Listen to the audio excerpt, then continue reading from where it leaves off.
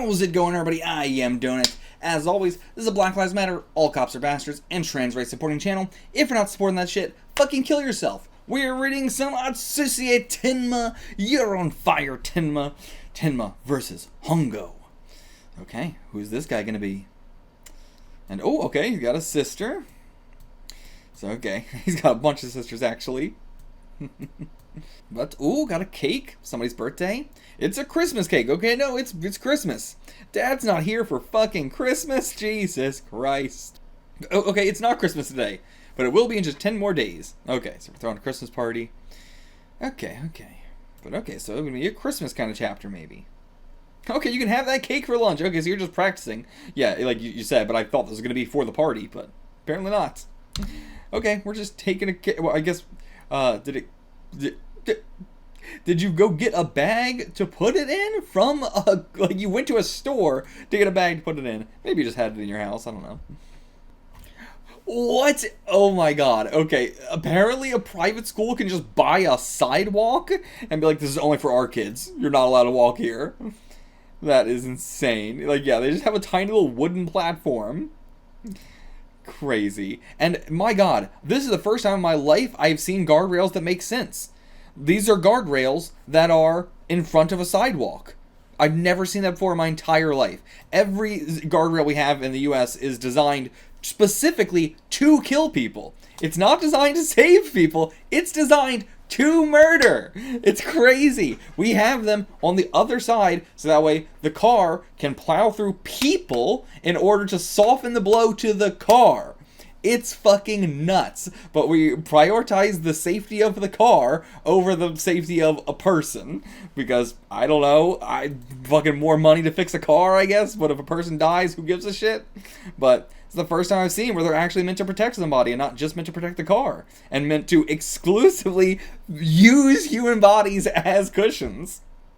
I mean, also, to be fair, that's also assuming that they're hitting it at a T, which they're not. Guardrails are designed to have you slide against them, which is, of course, designed to make you kill as many pedestrians as you possibly can, which has happened throughout all of history. Guardrails do that constantly. It just funnels you into pedestrians.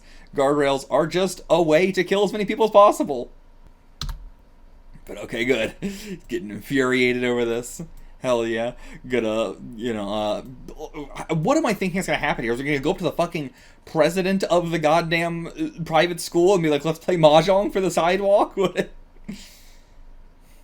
Hell yeah. Protest this shit. The teachers will know what I'm doing. But this is decided by the teachers' conference. God damn it. Seems a filthy, trembling rat has crawled out onto our sidewalk. Its breath is so putrid that it makes me want to vomit, and it's affecting the air rapidly with its incessant shouting. And here I was, thinking we'd never have to walk the same pathway as these peasants again, but it seems I'll have to do some pest control after all. God, crawl out your gutter. I'm far above this level of persuasion. No matter what you said, it's not gonna matter. I don't care about logic. Human lives are put in their place by their level of ability to contribute to society at large. Up until now, we've been walking alongside those with neither money nor intelligence. It's so funny that he's talking about like the taxes too. Like, oh, you don't even pay taxes. You're a student. You don't pay taxes either. They're just talking about their fucking parents' money. Just Nepo babies. And take his cake. So this is what passes for cake these days. What? Oh, I mean, I guess the cake did look pretty shit, I gotta say. But okay, getting into a fist fight. And damn, he's actually good. Oh, he's the city's boxing champion. I see. Okay. Yeah, and his parents own a whole division of the school. Yep. As I said, just a bunch of fucking Nepo babies.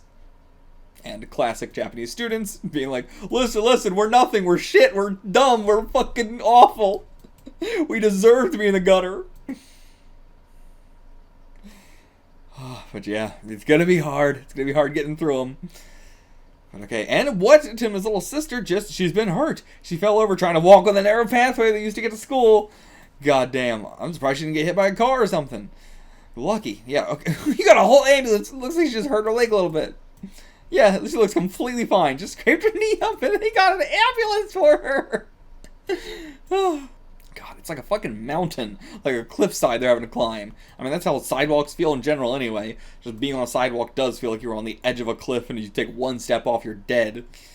But, okay, meeting with him. Okay, he's just saying, please make it so anybody can use the sidewalk because there was an accident. As I said, this is the way people design guardrails too. Rats like that have no more value dead than they do alive. They just couldn't give a shit. I like how fucking, like, overtly evil these guys are. It's basically how everybody who's ever been to a private school I've interacted with has acted. They all say this kind of shit. Anybody who's been to a private school has said to me in my life, I don't fucking care if people die. Exactly. Just parroting all the shit you always hear these fuckers saying. Well, keeping them alive just leads to an increased level of crime in cities. Yeah, well, you should just kill everybody. If there are more such accidents among your class, the world will benefit from it. Yeah, any other arguments you'd like refuted? We gotta kill this guy, Tenma. Tenma, we gotta kill this guy. Alright, let's fight, but not a boxing match, a mahjong match, but how are we gonna get him to do that? But yeah, okay, so we're gonna get him to agree with it. I guess he just is fine with playing mahjong. It seems crazy, but this is the Fukumoto series. Everybody plays mahjong. But yeah, if we lose, we become his slave. Alright, we're gonna do this at the Hongo Estate too. Hell yeah, doing it at his own house. Get all your friends from school here too. I would rather do this at school, because I want everybody to witness this. In a private mahjong room, of course. I wish it was all public, but... Okay, this match is lasting for 2 sessions. And it would not be a Fukumoto series if it wasn't a 4-player game where we're playing it with 2 people. It's going to be a one-on-one bet. But however, as we get into our east sets, then into the south set of the first session, Tenma couldn't gain any momentum. And in the end, he came out with the most points in the first session, whereas Tenma trailed behind merely in 3rd place. We just fly through shit in this series, but I mean, it's very short, so of course, but we're just like, that was a whole session done. And in the second session, it only continued as well. Running office and everything. Yeah, he's got some great intellect. Doesn't have to do with his senses. It's more like you can see through all of my tiles as if they're made of glass. Okay, so he's just cheating. He's just got some fucking cameras going on. Yeah, no marking. Okay, so he's like, I haven't marked them, but they do have marks on them because we've played with them, and so I, of course, recognize them over time. But yeah, that's not possible. I would say it's pretty possible. I feel like most people do this in games all the time. Like, if you're playing with a normal set of cards, that's 52 cards, but you can pretty much remember which ones have the certain marks on them that you've played with over the years. I mean, maybe that's a crazy thing, but I don't know, it's pretty normal to me. Now, we're already into the 3rd round of the South, too. Another Ron. Yeah, I mean, now that you know, I'm not sure why you even continued. It's like, what can you do? You might as well just be like, well, I forfeit. But, okay. So he's saying, like, yeah, okay, the marks are just too small to be able to be seen. So yeah, if he was using Gunpai, then, okay. But yeah, so he's just saying, like, the marks are just too small to be seen. That I can understand. But okay, I couldn't find any distinct marks, so it is what I thought. He's using a camera. He's like, oh, the Hongo guy is tired of waiting. What? It hasn't even been 30 minutes yet. You expected to get 30 minutes of a break? I would have expected 5 minutes. 30 minutes is crazy. But again, that's a Fukumoto series. Every time they take a break, it's so insanely long. Now he's sweating a bunch. Yeah, like now he's really worried. Like, yeah, the timing is definitely important here. I don't know. Where could this change be coming from? I have no idea. I don't know what you could do as a marking on this that would go away over time. It would have to be light? Okay. What do you mean?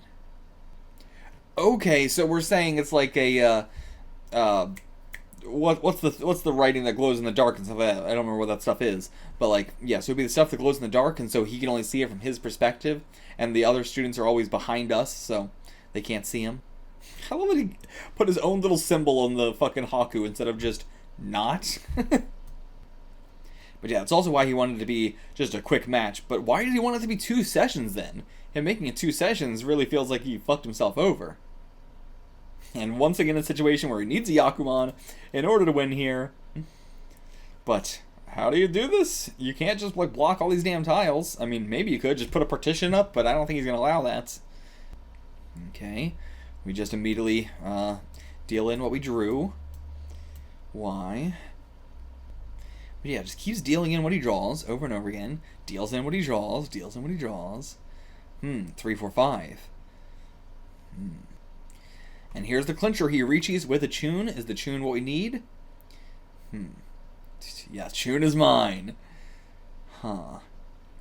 But okay, explain. Explain. How's this work? So right, like, yeah, you don't know these 3 tiles. You only know these tiles.